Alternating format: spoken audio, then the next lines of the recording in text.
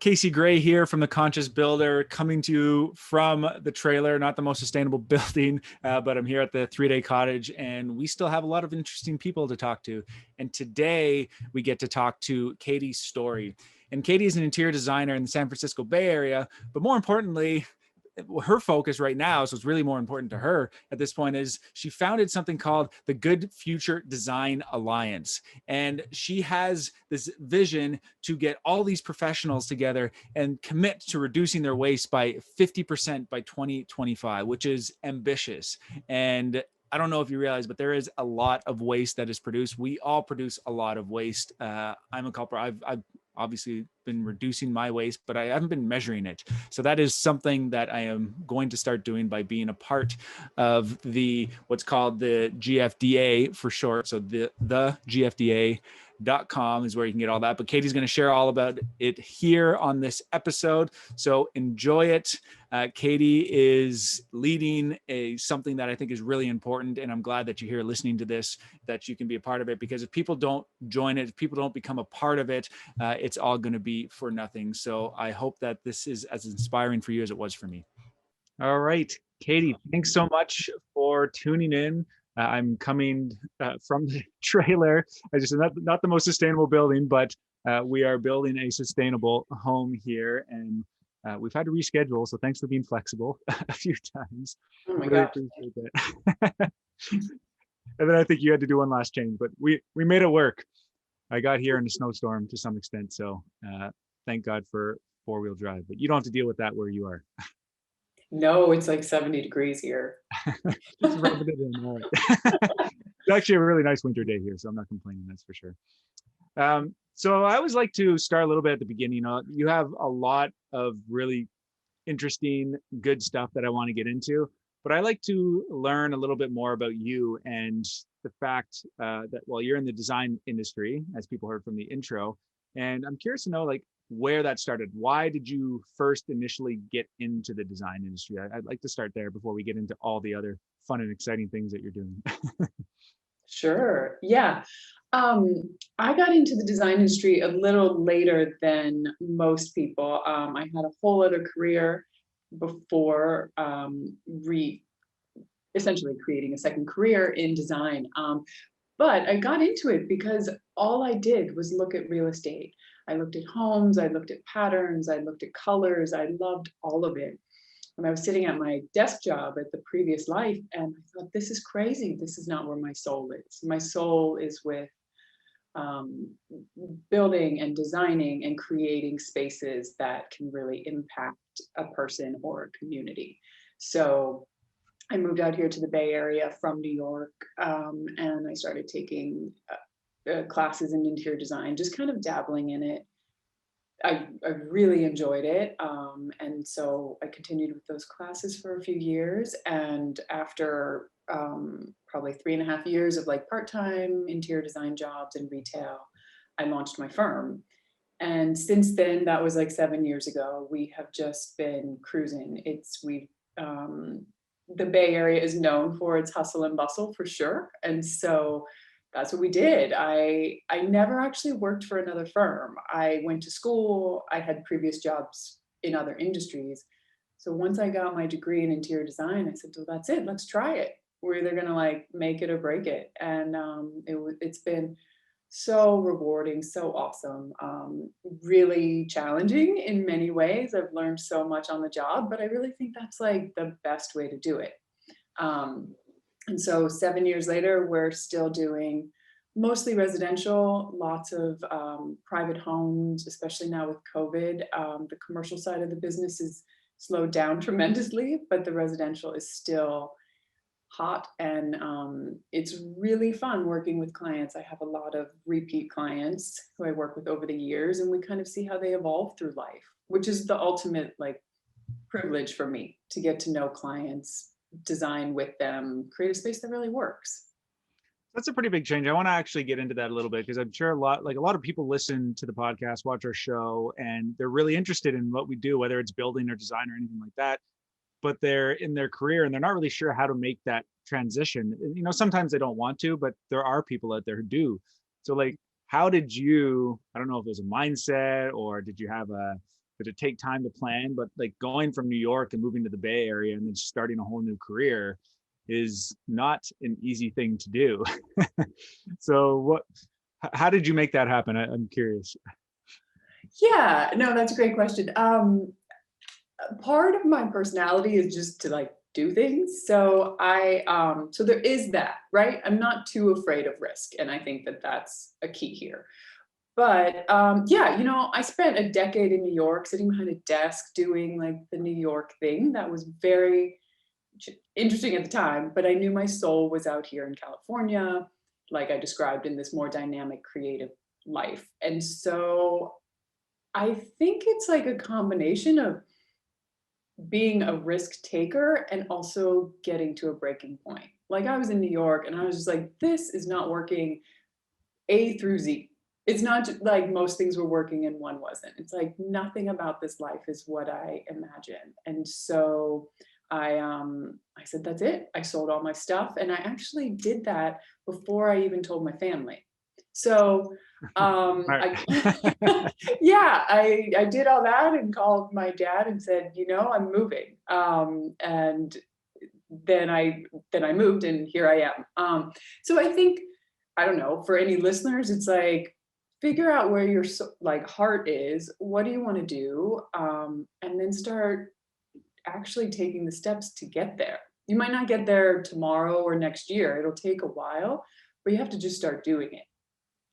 Yeah, you have to start doing something, like one small action, even if it's something like saving up to make it happen, right? So Totally. that's great. Well, obviously, I'm happy that you did that because of all the stuff that you've been working on and all the great that you've been putting out into the world. So thank you for that. And let's talk a little bit about the types of projects that you're doing. So you've been in business 7 years, you mentioned, and you're doing obviously commercials kind of waiting off at this point for obvious reasons. What are the projects that you're mostly seeing in your area? Yeah, so we're seeing a lot of residential remodels. So I live in San Francisco in the city, and so all the homes are city size. We're not talking sprawling mansions in more remote locations. So what we're finding is people are calling asking, how do we use our space better? How do we fit a little shed in the backyard? How do we turn the area under the stairs into a homework area for our kids? How do we make the living room feel less cluttered and more spacious for the entire family to do everything possible throughout the day? So it's really like, instead of building up or out right now, what I'm seeing is like, how do we work within what we have, whether it's a quarter acre or a 2-story, whatever. How do we make it more livable and functional for the entire family being at home? Mm-hmm.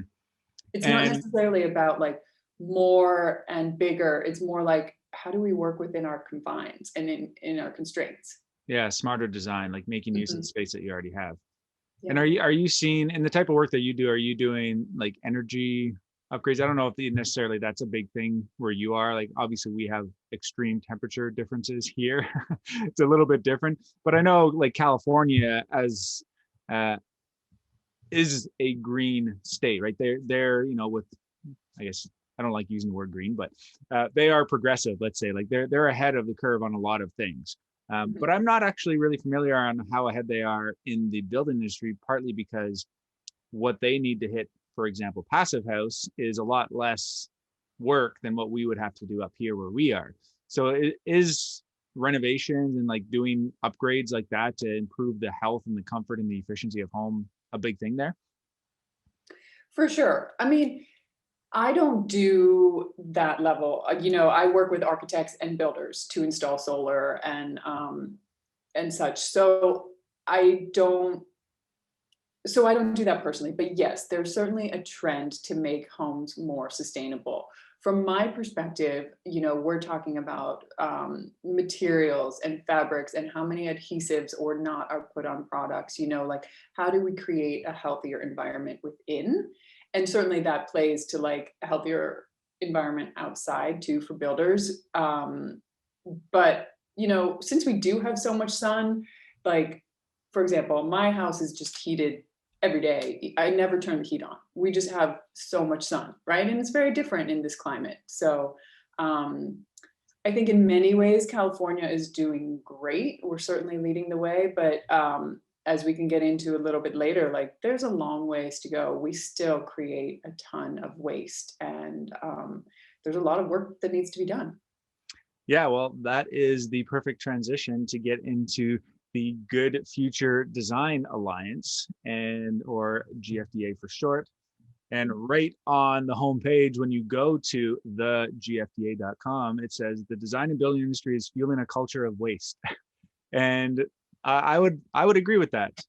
From what I see out there, and obviously based on your comment, you agree with that too. So you've now founded this and doing amazing things. So share, like, what is the mission and how are you accomplishing that? Because you have some big dreams with this, as I understand it. The big goals. I don't want to call them dreams. Goals, because goals happen. Thank you. Yes. Yeah. So the Good Future Design Alliance was launched in 2020. Not the best year to launch anything, but we did it. And what we're doing with it is creating an alliance of design and build professionals who are committing to reducing their waste by 50% over 2025, or by 2025, sorry, over 5 years. And this is really ambitious and really intentional. We worked very closely with a founding member group of architects, designers, and builders, plus the city of San Francisco here to come up with those numbers that seemed both ambitious, so you get attention from people, but also attainable. So by reducing 50% over 5 years, that means maybe this year you're at 10%, maybe next year you're at 12, but we picked this number because we know we can do it. And we also know we need to do it. And how are you measuring that? Like, is that just something that's going to the landfills, for example, or being diverted? Like, what is your unit of measure? Mm-hmm. Yeah, so we've been developing, we have a toolkit. So like if anyone joins, you get access to a 10-step process of how to reduce your waste. Whether you're a designer, an architect, a builder, a landscape designer, or a maker, we have tracks that you can go on. And to answer your question about tracking waste, we have, it's all in the form of surveys and forms. So you take your baseline survey when you join, we see how you're doing. Maybe you're doing great, maybe you're not. Doesn't really matter, we just get the baseline. Then every year we connect with you. We ask you to take these waste audits. We ask you to fill out forms and take pictures and measurements on job sites so that we can be tracking what's working and what's not. Like what's going to the landfill, what's being diverted, and see if we're increasing or decreasing. I mean, this year was so strange for many reasons with COVID, but that's our metric, and that was very intentional too. Yeah, Instead I'm sure of a lot having of like an auditing firm come. right. So I'm sure a lot of household waste is going up these days, but then all the offices don't really have much at all, right? So Totally. So how do you work this into your design, into your projects? Like, can you give some examples, like as a design firm, what can people do, or even as a construction company as well? For sure. Like in my firm, for example, we have tracking systems so that we're really paying attention to every stage of the process of the project. So there are checklists at the beginning where we actually meet with the client and we set the stage for what we believe in and how we operate. And so we make sure that we're in alignment with the clients. Then from there, in terms of our sustainability views and what we're going to try and do, we're not just going to rip everything out because that's what people do. We're going to be more thoughtful about it. Then the next stage is like in the design process, what can we work with that's in the house? What really does need to come out? Like, what is totally rotten and we have no choice but to rip it out, versus like, can we maybe refinish the cabinets? Can we put some new paint on? Can we wallpaper? Like, are there ways to reduce the amount of just waste that we're creating? Because when we were starting the GFDA, we found some pretty staggering stats. So 500 million tons of construction and demo debris every year in the US is created. So that's like 500 Golden Gate bridges every year is thrown out. I And don't that's just the construction industry. exactly. And then of that, 12 million tons of furniture is thrown out.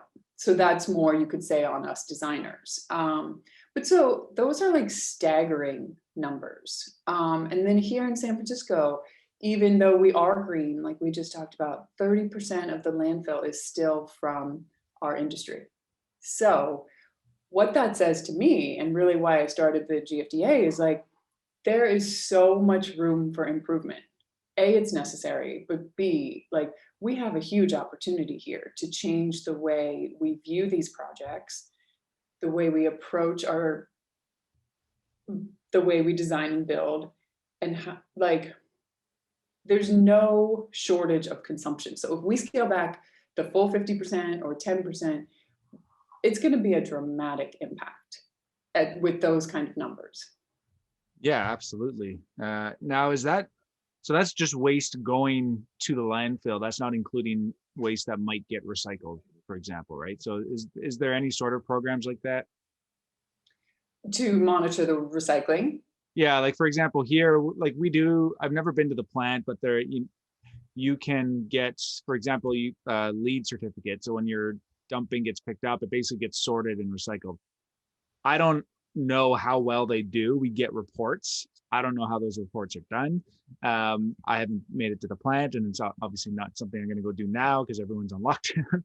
But is that something that's already happening there where you live, or is that something that you're hoping to get involved? Because I'm assuming that the 500 tons, that's just the 500 million, that's just going to the landfills, right?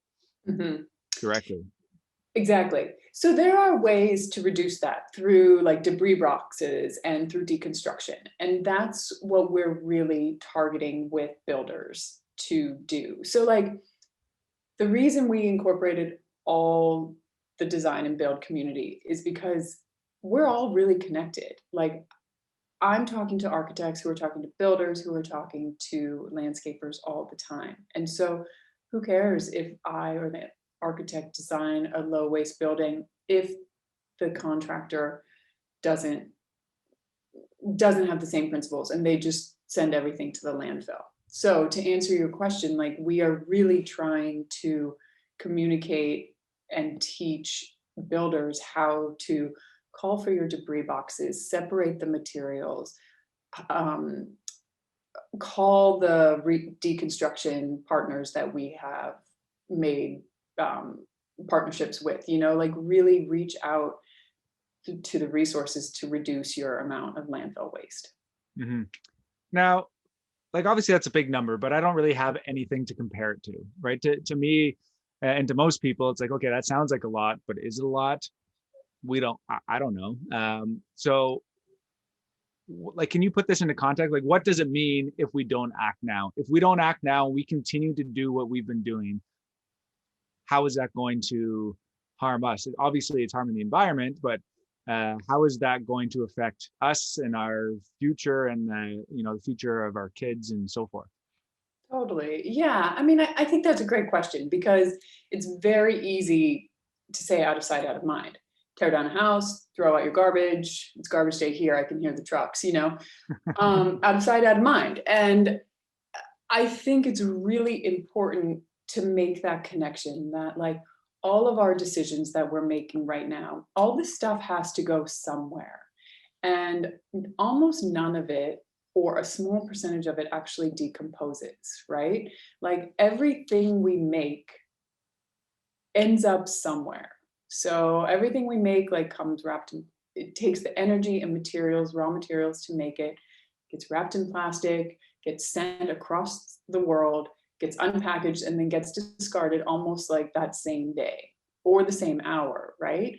And so I think it's like this greater picture of like, do we want to use land, literally landfills, for all this garbage and all of this stuff that we're creating? Or do we want to use that land for like protecting environmental, like protecting wildlife habitats, for just like making parks out of. Like, how much do you want the world to become like a dump full of stuff because we're not taking into consideration how much we are consuming?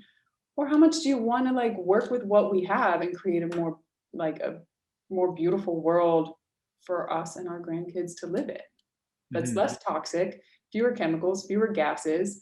All of these materials also, like, they all off gas to some degree. um, I have all kinds of data on that, like in papers and stuff that we're producing.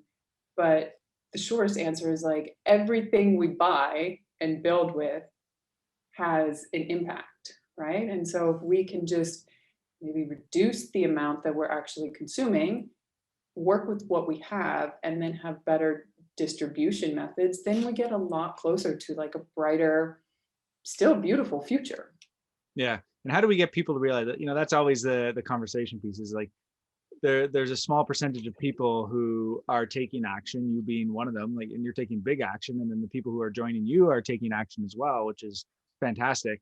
How do we get this out to more people? Like, how do we, like, when we say off gassing, um, people I think understand that now for the most part. Like, they understand that there is toxins coming off of products that they're buying, and there's other products that are better, but there's so much out there and there's so much information. You don't really know what's off gassing, what's not off gassing sometimes, and how do you get rid of it? And sometimes the best products are the most expensive products, which a lot of people can't afford, especially now, right? There's some people that are doing really well, and there's other people that really took a hit with the pandemic, and a lot of, like, especially small businesses that have been forced to close down and so forth, that are out there. So, what are some tips for those people, or do you have any ideas for spreading the word quicker? How can we help get the GFT out there? Like, I guess it's a lot of loaded questions, but it's something that I think it's a strategy, right? We kind of have to get out there and spread the word somehow, but people need to really see the impact, right? And understand that by not doing something, it's more painful than doing something. And I think that's the trick. I don't know if you have the answer, but the floor is I yours don't know if I anyway. have the answer either, but it's definitely something that I think about and is part of the goal here, is like, so I guess the way we are approaching it is, so when I was creating the GFDA, I said we need leaders in the industry. We need design thought leaders and names people recognize to join us. So what we're doing, well, we have like, I started it, but we have 16 founding members, mostly in the Bay Area, but with national clients around the country. So the more, and from that, we now, a year later, have 100 members, mostly in the Bay Area and LA. We're launching in Colorado next month, and then 2 other cities throughout 2021. And so what I think we need is to create this movement, which is what we're trying to do, is create this movement that is accessible to all. You can be a beginner on this journey, or you can be an expert, but we want you in the community making the steps, because we all can do better. Even like people who are doing really well can still do better. So we want to create a large community of thought leaders and designers and practitioners who can take this information and really start going to clients and saying, hey, this is what we believe in.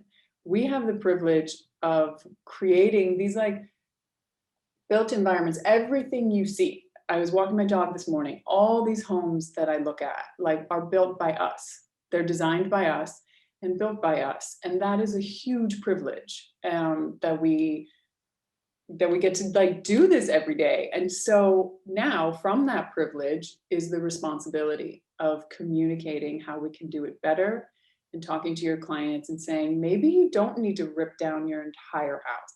Maybe we can deconstruct it. Maybe we can keep these stair rails. Maybe we can do things X, Y, and Z different ways.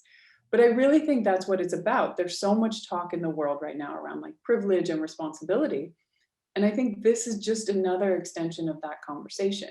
We have the luxury of doing this work, creating influence, whether we're designing a cafe that really excites people, a hotel that people love, a home that people feel comfortable in. It's all because we did this.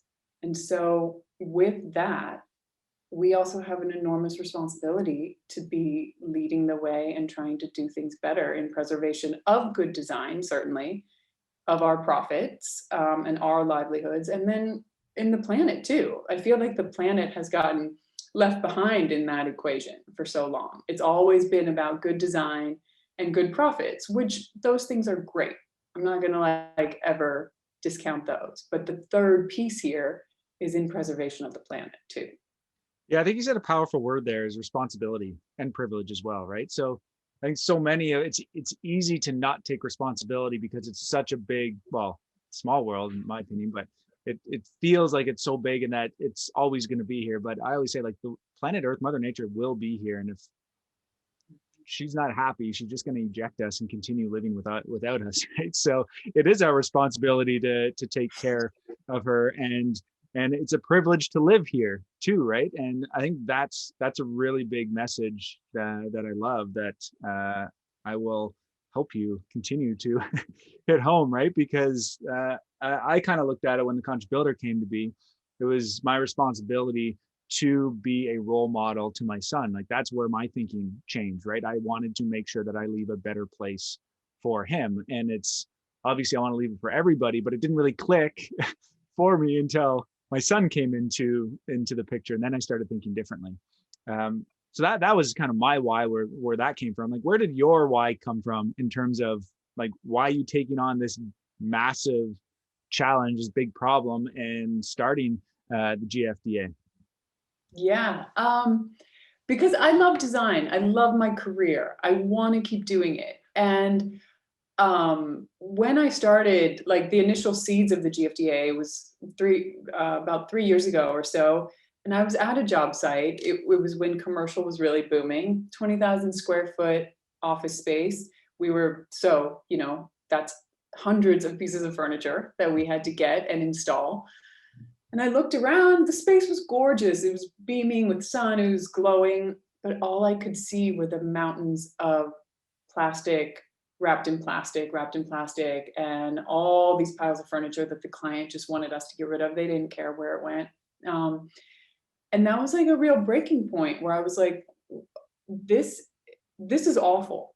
There's so much consumption and waste here. So I either need to change careers again, or I need to work within the industry. And like I said at the beginning, like when I was in New York in a different career, I was dreaming of being a designer. So that is where my passion lies. I love everything about this career, but it needs to be done in a much more sustainable way.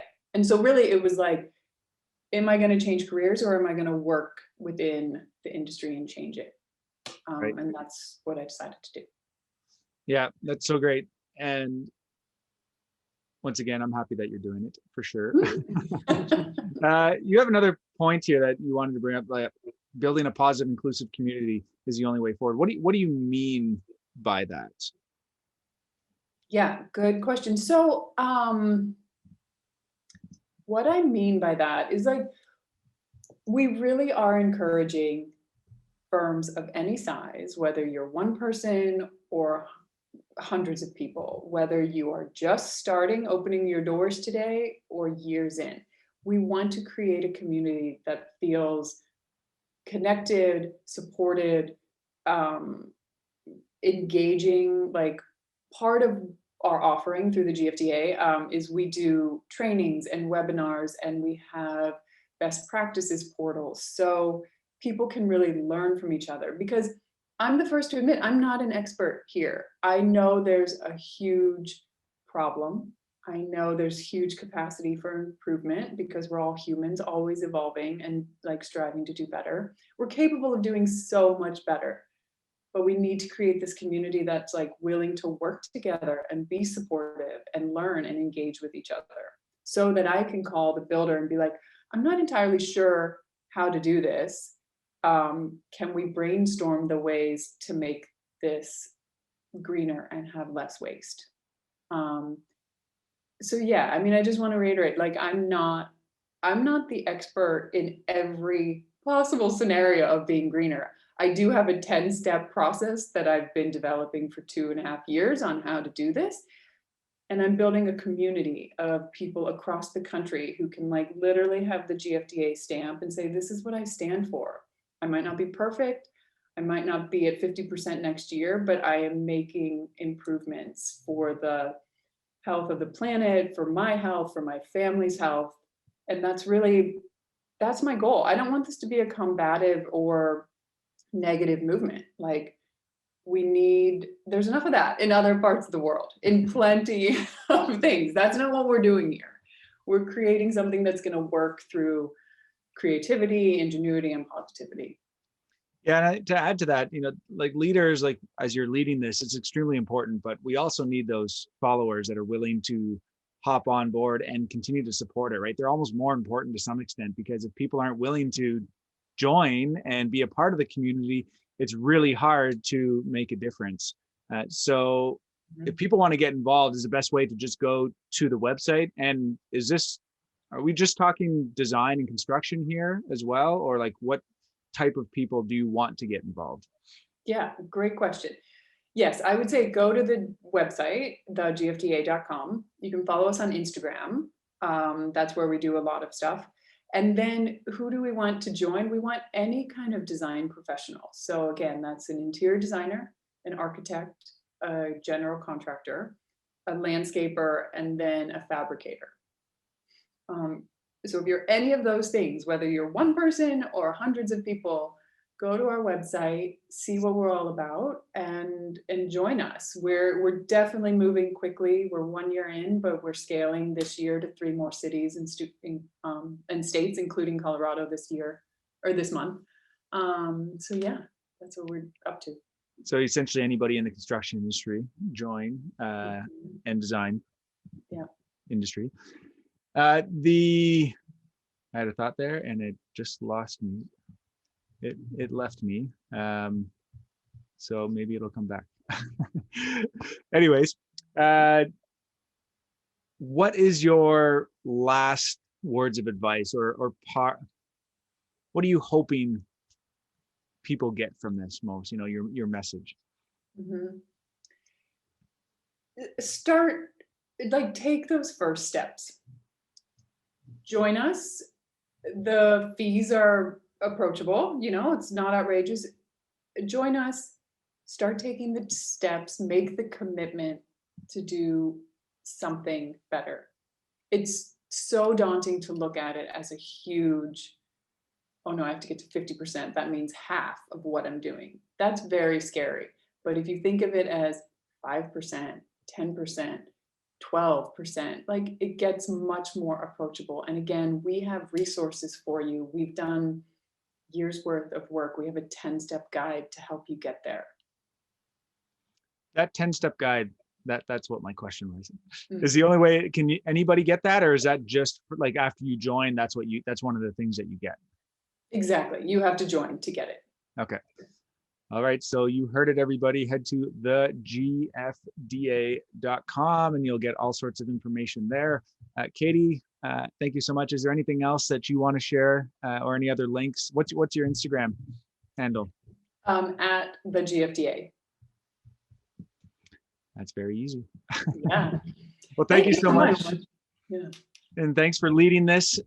This is amazing. We definitely need a lot more people out there doing things like this, and we need more people to join. So I'll be looking more into it. We've just been slammed over here, but if there's anything we can do to help here at the Conscious Builder, please let us know. Whatever we need to do to join, we'll join. We'll figure it out. I'm assuming it's worldwide, right? You're not just sticking to the US, right? You mentioned you had other people in other areas of the world. Yeah, we just had some Canadians join this week. So yeah, we are spreading out. Yeah. Very cool. So send me everything we need to do for that. We'll get going on that for sure. So start off 2021 with a bang.